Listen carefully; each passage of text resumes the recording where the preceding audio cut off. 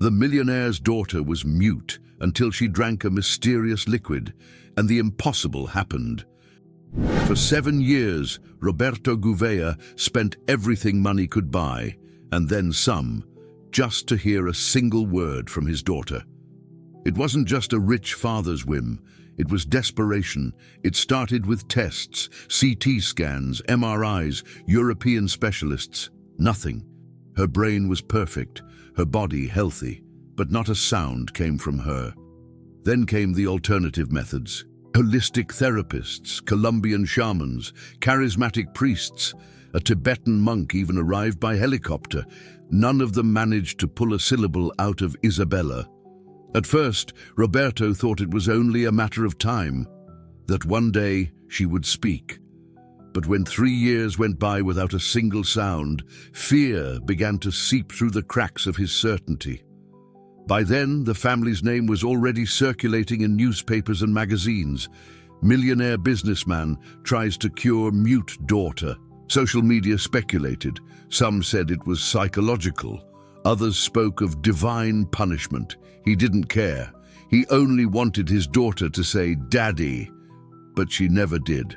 That morning, he left yet another clinic with a folder of test results under his arm. A renowned doctor had run every language and neurological response exam.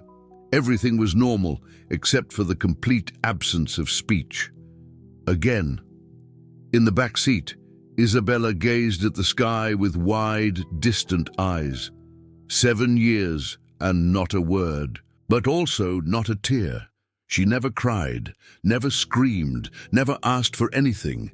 It was as if she accepted silence as part of her body.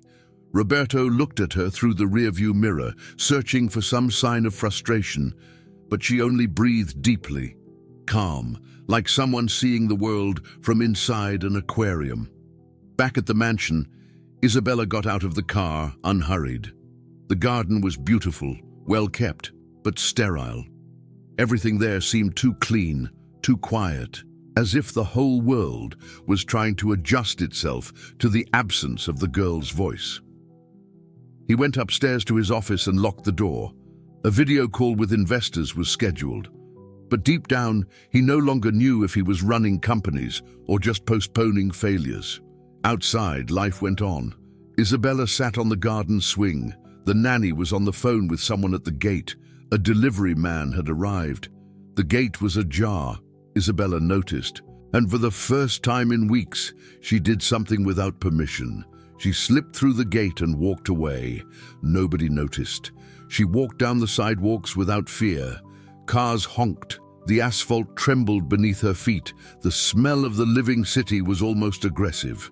But she kept going, as if looking for something she couldn't name. She reached a little square she had never seen before, small, fenced with bent bars, broken benches, leafless trees. Ugly but alive. A group of kids played near the cracked fountain. A street vendor shouted popcorn specials. A dog barked in the distance. Everything was noisy. She sat on a wooden bench and stayed there. The noise didn't bother her. On the contrary, it seemed that, in that chaos, she could hear better. That's when she noticed. She was being watched. Leaning against a tree, a girl stared at her. She looked about 12. Worn clothes, bare feet, messy, dirty hair. She carried a torn backpack and something in her hands.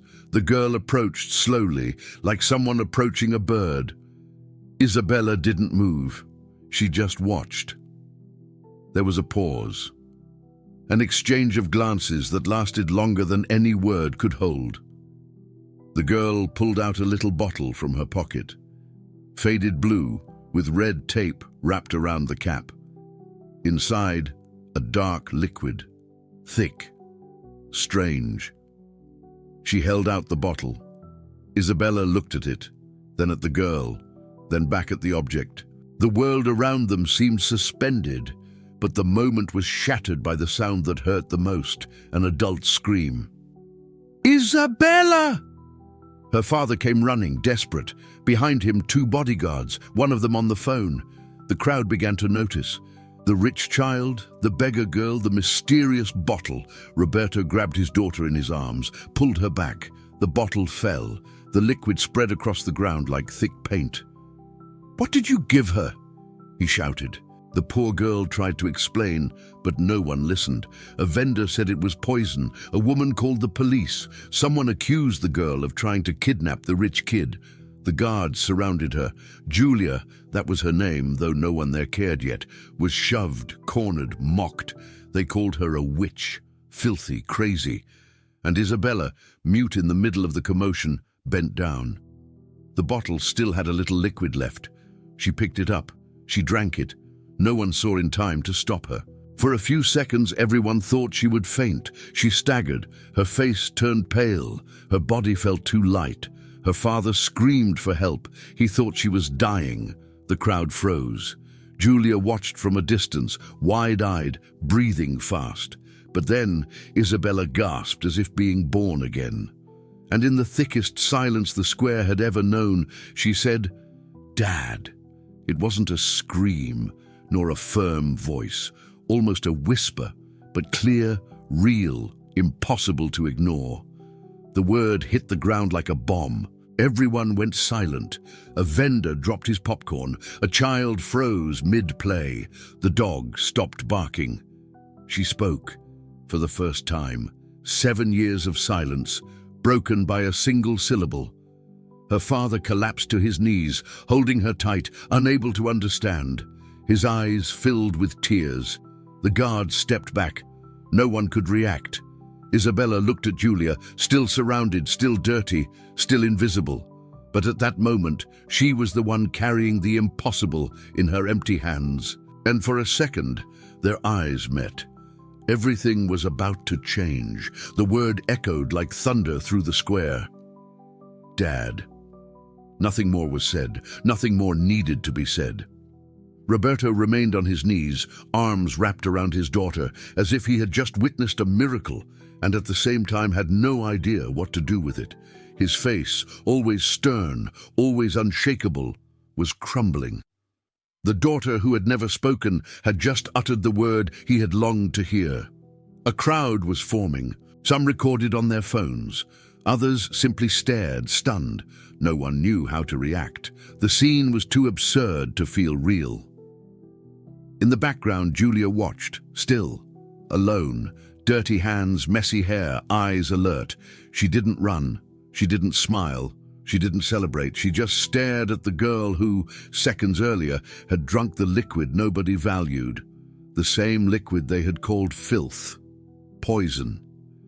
But even now, with the truth hanging in the air, no one turned to thank her. Roberto didn't look at her, neither did the guards. One of them spoke nervously on the phone, calling for medical help. Another tried to control the swelling crowd. The square was turning into a spectacle, and Julia was the piece left off stage. Isabella was still weak, breathing with effort, but her eyes more alive than ever. She looked at her father with a mix of relief and something harder to decipher. Fear. Perhaps fear that it might all vanish, that it was only a dream, or that once again, no one would believe her. Roberto lifted her into his arms and rushed toward the car. She tried to turn her head to see the girl with the bottle, but it was too late. A guard shut the door, and when they looked again, Julia was gone. In the days that followed, the news spread like wildfire. The mute daughter of magnate Roberto Gouveia had spoken for the first time after drinking from a mysterious bottle offered by a street girl. An amateur recording from a bystander went viral. Everyone wanted to know what was in that bottle. Who was the girl? Where was she now? But no one could find Julia. The square was combed, security cameras checked, newspapers ran stories, nothing. It was as if she had evaporated. Roberto, meanwhile, buried himself in meetings with specialists. Doctors were hastily hired. Isabella went through more exams, more tests, all trying to understand the impossible. She spoke, sparingly, with effort, but she spoke, and every report said the same thing.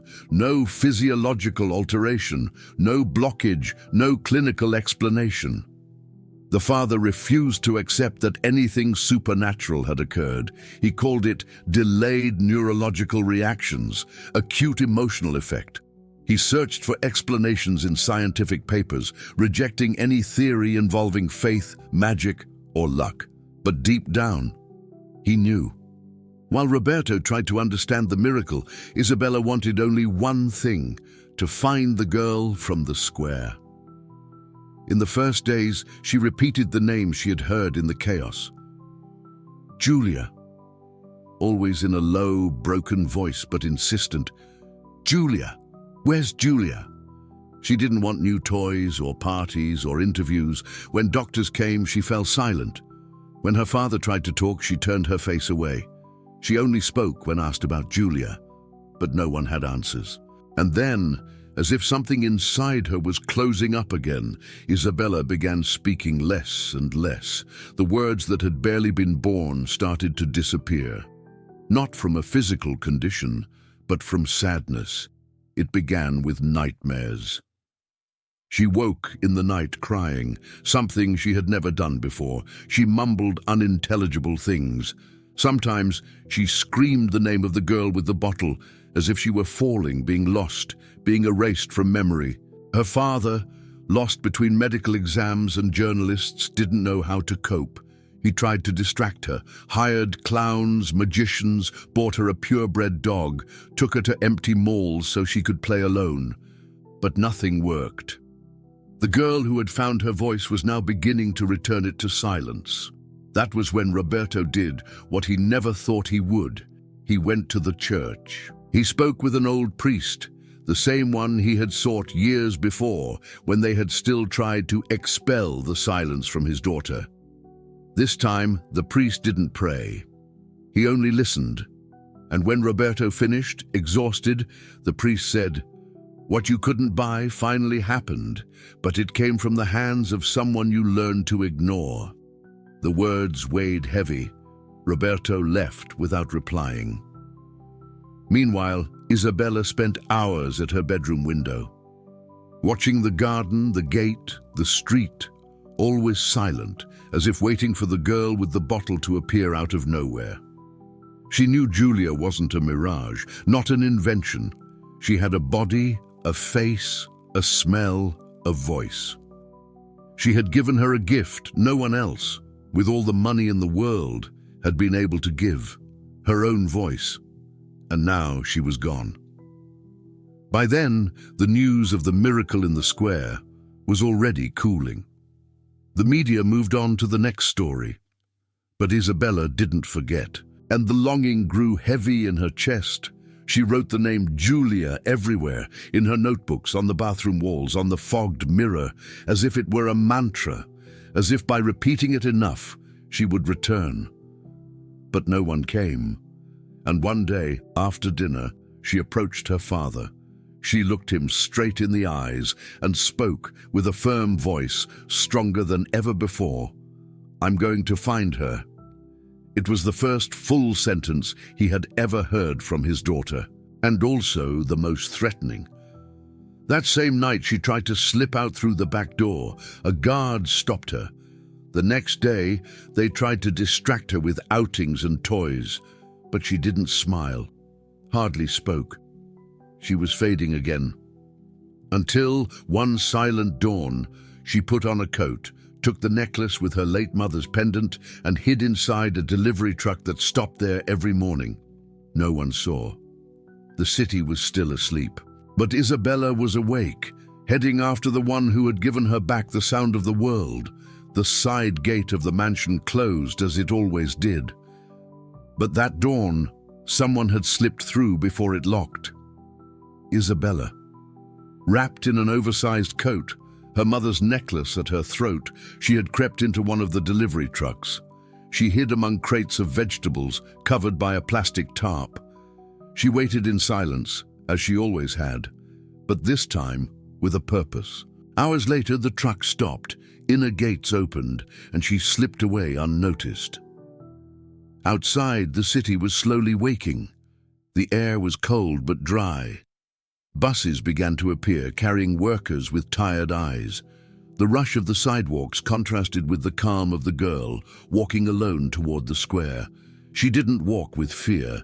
She walked as if she knew exactly where she was meant to be. The square hadn't changed, still grey, cracked, with a mute fountain at its center. But for Isabella, that place now had sound, it had meaning, and there she was, Julia. She slept curled up on a bench, wrapped in a thin blanket. Her dirty face rested on a worn-out backpack, her feet purple from the cold. The little blue bottle lay on the ground beside her, cracked down the middle, the red ribbon dangling like a memory on the verge of disappearing. Isabella stopped in front of the scene for a few seconds, staring without blinking.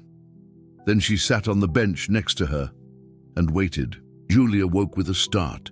Seeing who was there, it took her a few seconds to understand. Her eyes searched for adults, for police, for shouting. Nothing. Just the girl, the same as before, with a voice, with life.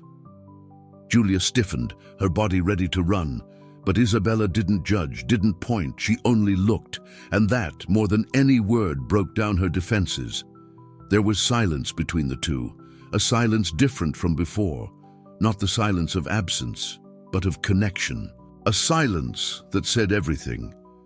Julia turned her face away as if she couldn't bear the guilt. After everything, she was still there, among the trash, forgotten by everyone, even by those she had helped. But Isabella drew closer. She picked up the broken bottle, ran her fingers over the red ribbon, and held it against her chest like a relic. That was enough for Julia to understand. She had not been forgotten, nor blamed. Only then did the tension fall away, and the two of them stayed there, quiet as if time had frozen. By now, Roberto Gouveia had already been awakened with the news of the escape. Internal alarms hadn't gone off. Cameras hadn't captured the exit. Chaos broke loose. The gates were locked. Helicopters called in. The city combed with the urgency of someone used to having everything under control. But Isabella was now in a world where money held no power. A world Roberto had never learned to decipher. Hours later, a delivery man reported sensing something strange in his truck. Street cameras confirmed the girl had left on her own. The destination was obvious. The square. Isabella and Julia were walking near the fountain when the black cars appeared. SUVs with dark glass screeched to a halt. Doors opened before they even stopped. Men rushed out, and in the middle of them, her father. He was pale, exhausted, but there was more than fear on his face.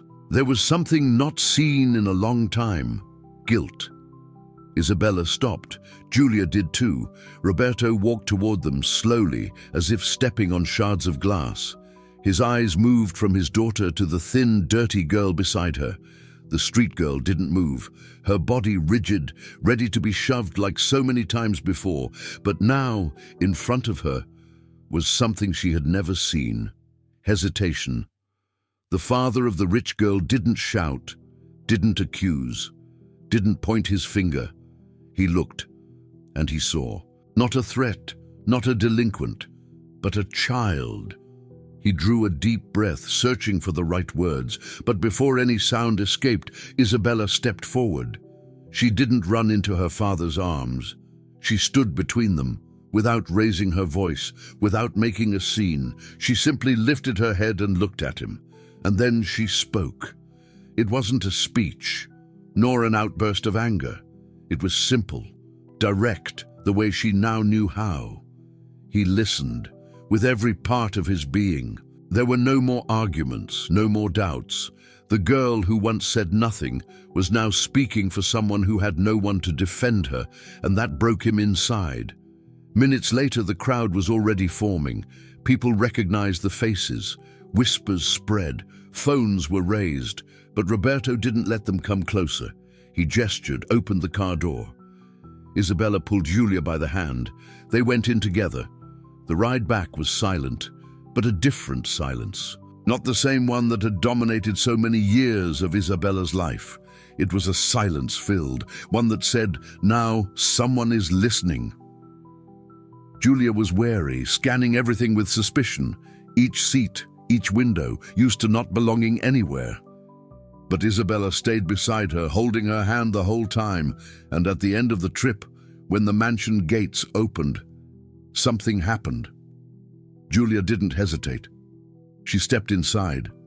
The house was immense. Staircases, gleaming floors, the smell of expensive cleanliness.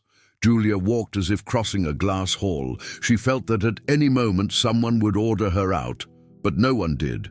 Roberto followed from a distance, saying nothing.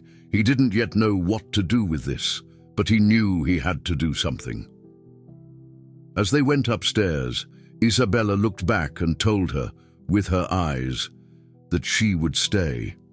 And for the first time, Julia believed it. Later, in the bedroom, Isabella sat beside her new friend, the two in silence as before. But now there was something different. Trust. They didn't need to speak to understand each other.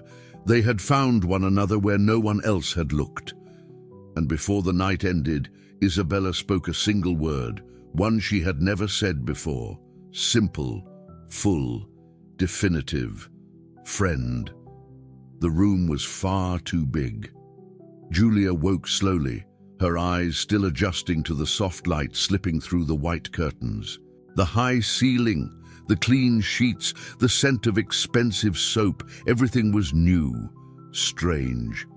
Her body was tense, as if at any moment someone might order her to leave.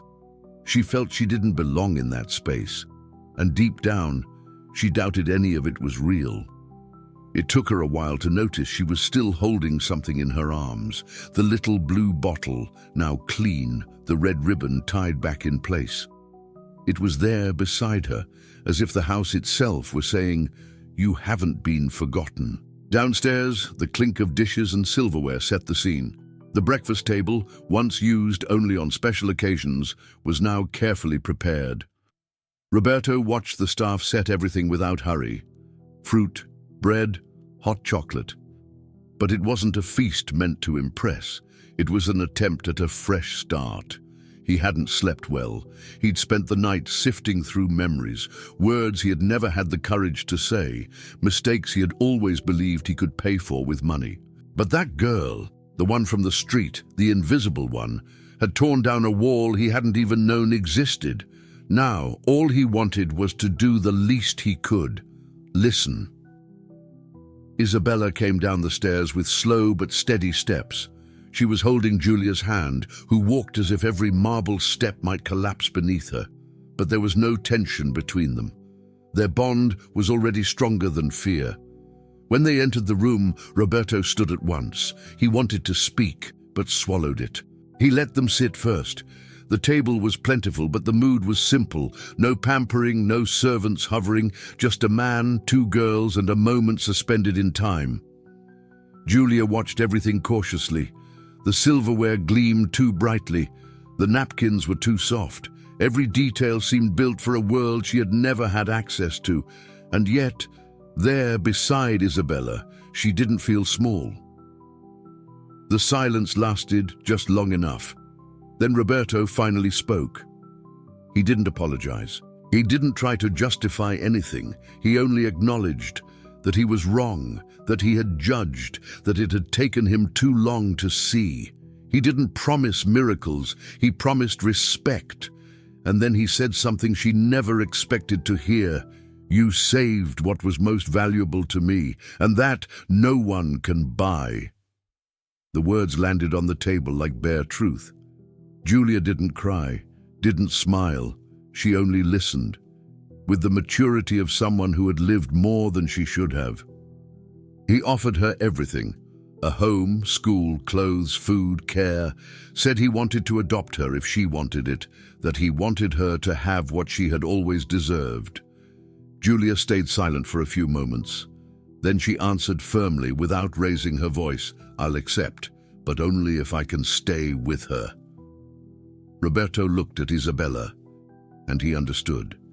It wasn't a request, it was the condition.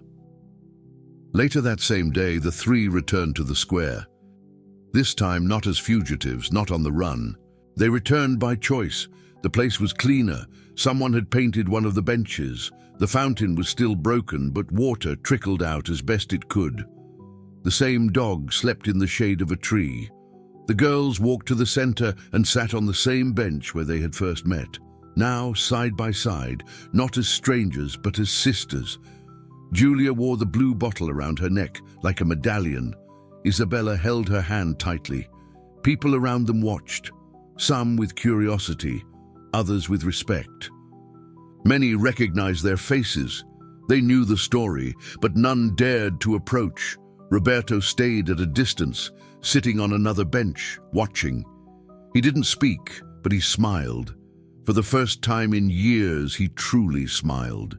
He saw his daughter light, her eyes shining, and he realized something even greater. She wasn't just healed, she was whole. That afternoon, the two ran across the square. They laughed out loud. Julia tripped on a step and fell to her knees. Isabella ran to her, pulled her up, and together they threw themselves onto the grass, laughing until their stomachs hurt. The little blue bottle swayed against her chest like a symbol of the impossible. There, in that forgotten corner of the city, two girls from opposite worlds had traded places, or rather, had created a new place, just for them. On the way back home, Isabella rested her head on Julia's shoulder. The car rolled on slowly. The world outside drifted by like a silent film. But inside her everything was sound, not horns, nor voices, nor music. It was the sound of memory, of the first word, of the first gesture, of the first friend. Later, in the bedroom, with the lights off and the window open to the sky, Isabella wrote on a piece of paper the words she was still learning to say. She folded the note carefully, placed it inside the blue bottle, and tied the cap with the red ribbon, not to preserve the miracle, but to remember it had existed. And as she drifted to sleep, with Julia beside her, she heard within herself the phrase she had carried since the day it all began. I was born mute, but she taught me to speak with my heart. How many voices do we ignore every day? If this story made you think differently, leave a comment and share it with someone who needs to be heard. Hit the like button and subscribe. More stories that truly touch are on the way.